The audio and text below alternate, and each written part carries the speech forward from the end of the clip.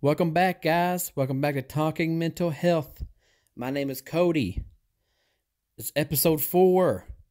And because it's episode 4, I have a guest that decided to come on the show and share a little bit about mental health, her struggles, and what she goes through with it daily.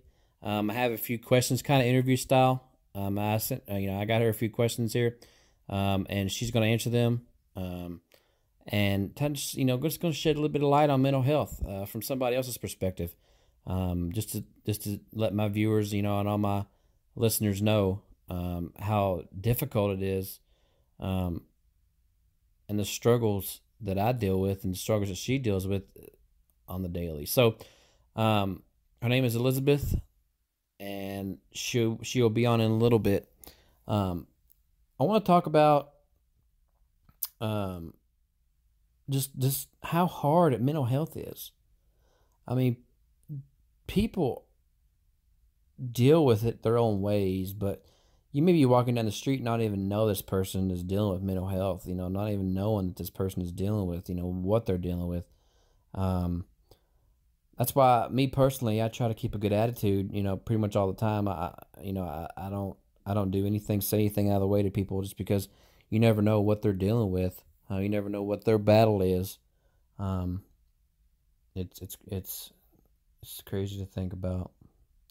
Anyway, so I want to go ahead and bring on the guest. Her name is Elizabeth. Like I said, she's a very, very nice person. She's nice enough to even decide to come on my show and shed some light on what she deals with on the daily and what she deals with, her struggles. So thank you, Elizabeth, for coming on.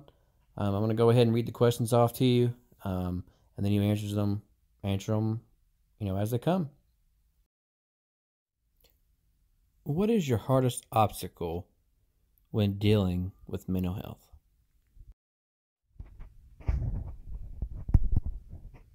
While trying to deal with my own mental illnesses, I found that the hardest thing to accomplish is to end the stigma that because I have those on my record, that they're not always what impacts the rest of my health.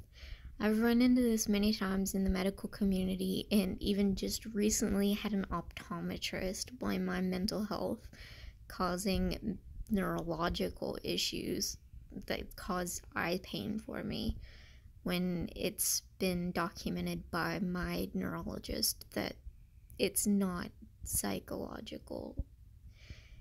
It's very frustrating, and I know that I'm not the only one that's experienced this. I've talked to many others that have experienced this as well. Wow, to have that happen to you, that must be crazy. I would almost be offended at the fact that your doctor would do that. That's I don't know. It's weird.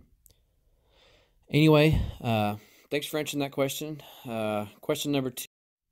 When dealing with your mental illnesses and the daily struggle that comes with that, which one that you deal with on the daily, which one stands out the most? Which one is the most dominant one that you notice? Is it anxiety?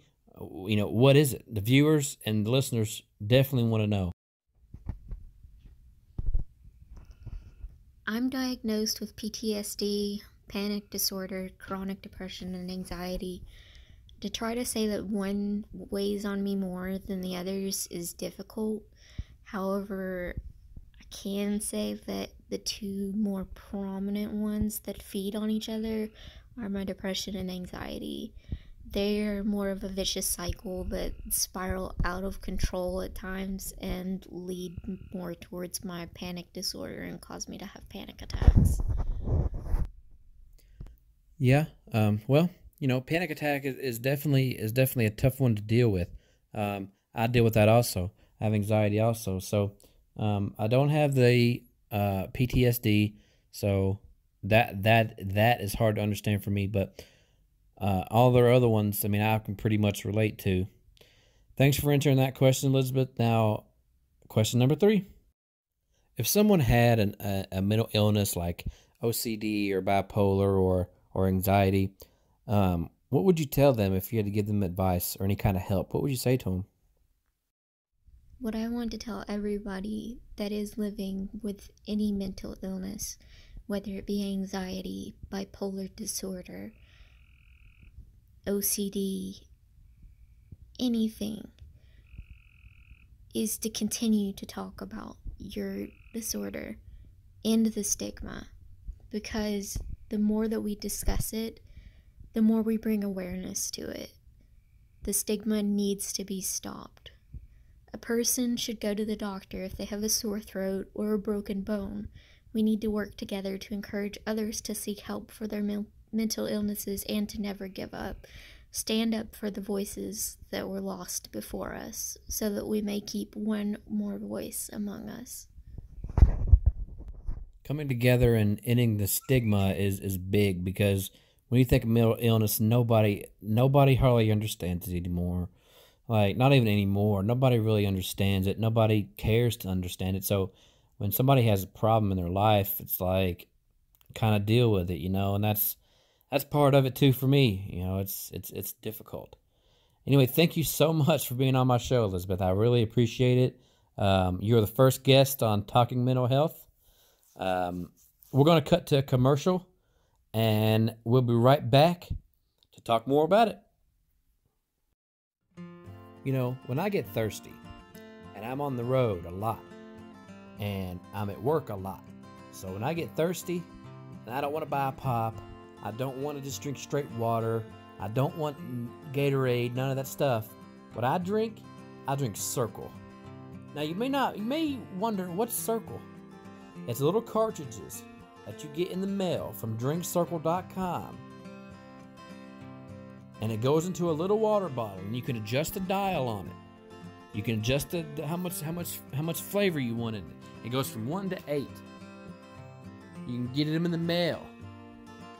They'll ship right to your door for $27. You get 8 cartridges. One cartridge lasts you 4 Gatorade bottles. One cartridge. They got all kinds of flavors. All the flavors that you want.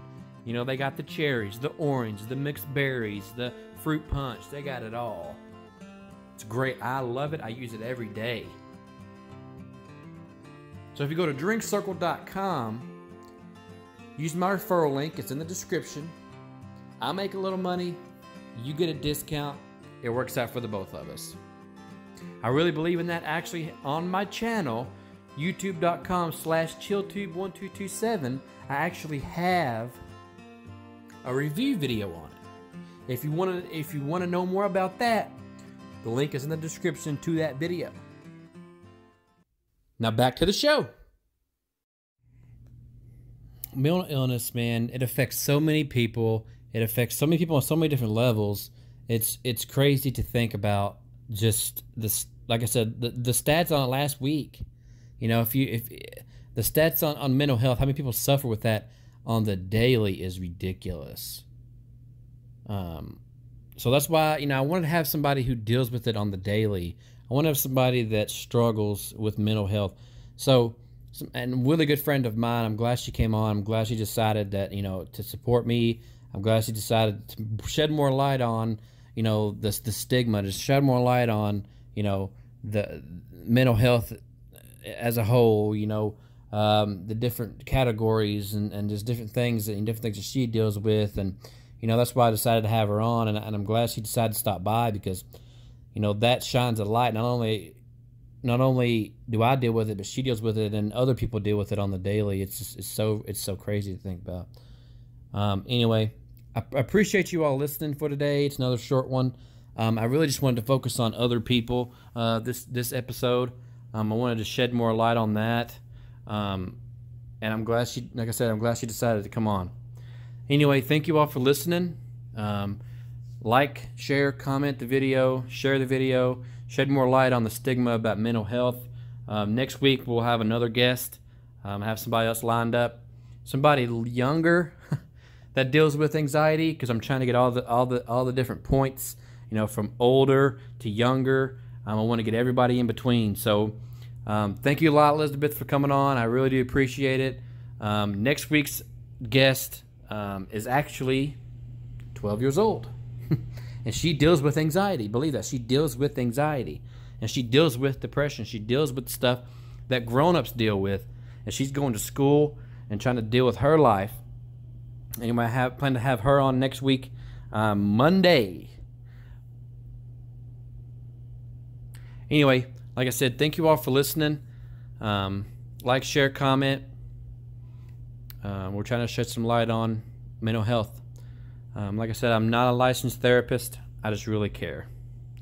Thank you all for listening.